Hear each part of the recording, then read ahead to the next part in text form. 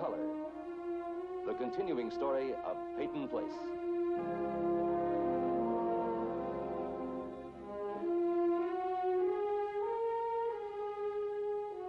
Starring Dorothy Malone as Constance Mackenzie, Ed Nelson as Michael Rossi, Ryan O'Neal as Rodney Harrington, Barbara Parkins as Betty Anderson, Tim O'Connor as Elliot Carson, Christopher Connolly as Norman Harrington, Patricia Morrow as Rita Harrington, James Douglas as Stephen Cord.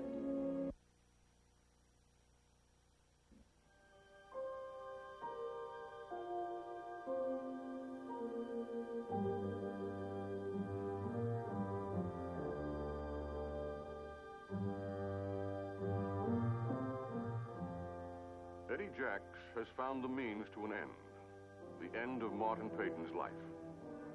He has agreed with Leslie Harrington to try to work through Peyton's chauffeur, Lee Weber. Lee Weber, a man very much in the middle of two opposing forces. On the one side, Eddie Jacks is turning the vice. On the other, his employer, Martin Peyton, who has no knowledge of the plot against his life, has ordered him to learn all he can about Eddie Jacks. Good morning! Eddie, don't grin at me this early in the morning. The reflection of your teeth, the glare, it's too much. Hey, get that junk off the road. What's the matter with you, kid? You got ants in your pants? Yeah.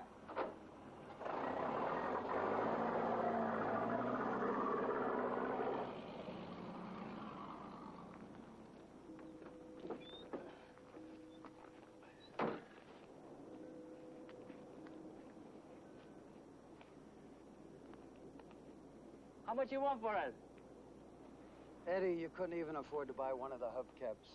Don't tell me the old boy is dumb enough to let you drive it home every night. Are you so hard up for entertainment, all you've got to do is stand around and watch some guy change spark plugs? How much have you gotten it up to? 35. 35? Oh, what's the matter with 135? I can't go that fast with old man Peyton in the car. Oh, he still thinks he's got a horse and buggy, huh? You know what he tells me, Eddie? He says this machine, it's a precision machine. If it was meant to fly, man, you would have wings on it. 36 is too fast, 34 is too slow. It's got to be 35 on the button or you're dead. Where do you take him? What are you doing, some kind of a survey or something? I've been hooked on these babies ever since I've been in England. When was that? During the war? Which side were you on? What do you need? 12-incher. That's nice. You know, I spend about as much time polishing those tools as I do the chrome on the car. They drive on the wrong side of the road, you know. Who? The English. See, got any more of that? Inside. Do you mind? It's a little early for me. Help yourself. How about a refill? It's break time.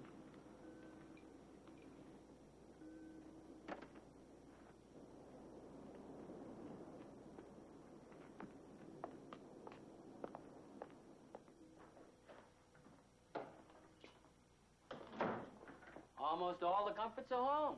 Beats the inside of a jail cell, don't it? Yeah, they told me you put in a little time. We were talking about you, Eddie. No, we weren't. What were you in for?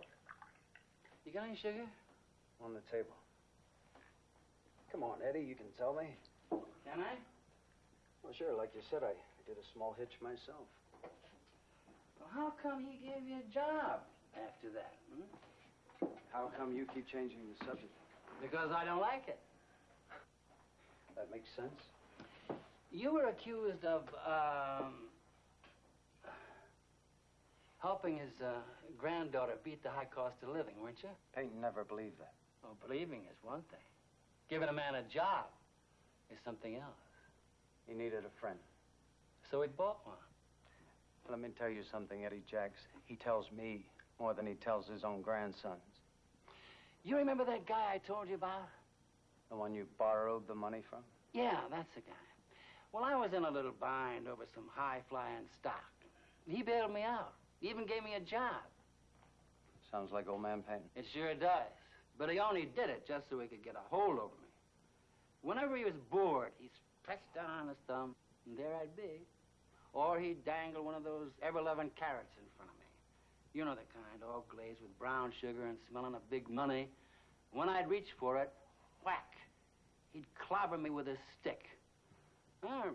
If I didn't smile and say, thank you, sir, please do it again, sir, why, he'd threaten to throw me to the wolves. Well, finally, I just had to lift that money to get out from under. Peyton won't do that to me. It's gonna pay me off someday. Whack. No, I've done special jobs for him. Like what? You never mind like what. He owes it to me. I deserve it because I'm a lot better than the rest of the bums that he has hanging around that house. And what if he doesn't? Well, he won't live long enough to laugh about it.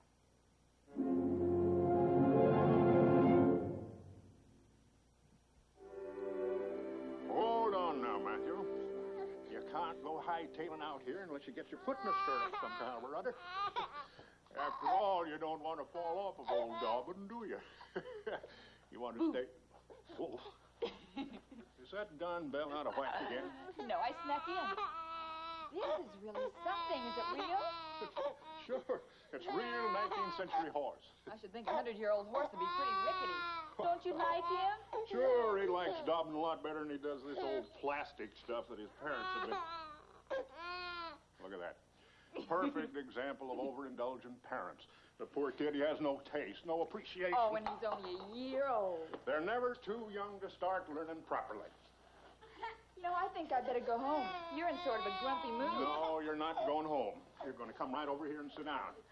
Otherwise, I'll tell the cops you snuck in without ringing the bell. Now, here. Check my arithmetic. That'll teach you to call me grumpy. You know, I'm sorry, but I didn't come over here to have my head chopped off. As a matter of fact, I was going to ask your advice about something. Advice? But I don't think I will now. Go ahead. Talk to this old curmudgeon. No, I really shouldn't bother you with it. Maybe it'd be easier if you didn't ask, if I just talked to you. I've already talked to Norman. Your husband and your dad, they're waging kind of a senseless sort of tug of war. What am I going to do about it? They both know about your heart, but they peck and bicker away like a couple of jaybirds. They're both of age. I'd like to send them to reform school, but you can't. You know, I like them, and I want them both around. You've got to choose between them. Can't. You've got to. Nope. You're just going to let it go along, is that it? No. I know I have to do something. I wish I could do it for you, Rita, but I can't.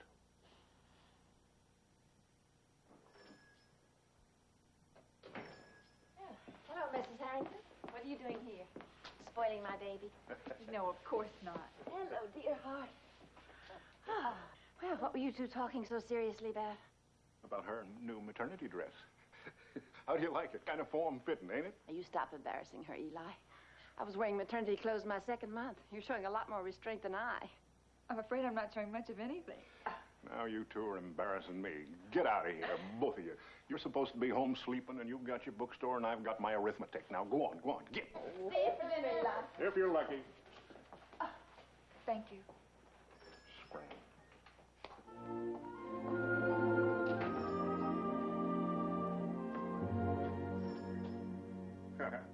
You can't sneak past that bell no matter how skinny you are.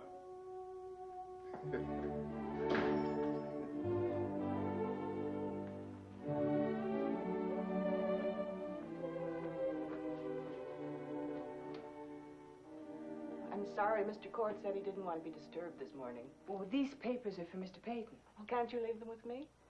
Well, Mr. Peyton asked me to deliver them personally. Well, then I don't know what to do. Mr. Cord said he didn't want to be disturbed. Come in, Mrs. Van Lyden. Thank you, Mr. Cord.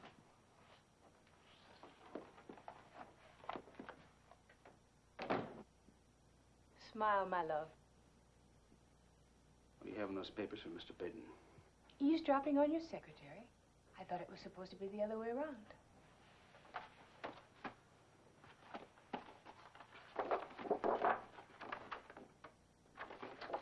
Well, that's predictable. I must be losing my touch. Hardly. It's time, my Puritan friend. It's time to be adult mature, to be sophisticated, to enjoy life. In short, it's time to live. Is that your standard little speech? Those aren't the exact words. But some variation on the theme. Usually.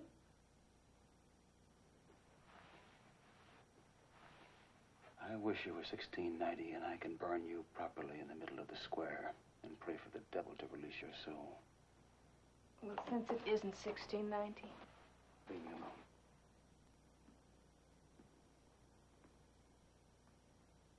You're not working. I'm brooding. Oh, darling. Stop laughing at me. Oh, William, it's so silly. There's nothing to brood about. It's all wrong. Wrong? I love my wife. Your ex-wife. It's time you got used to that. I'll never get used to it. Despair is rather a sophomoric form of self-pity, Stephen. Are you all that inhuman? So totally devoid of feeling?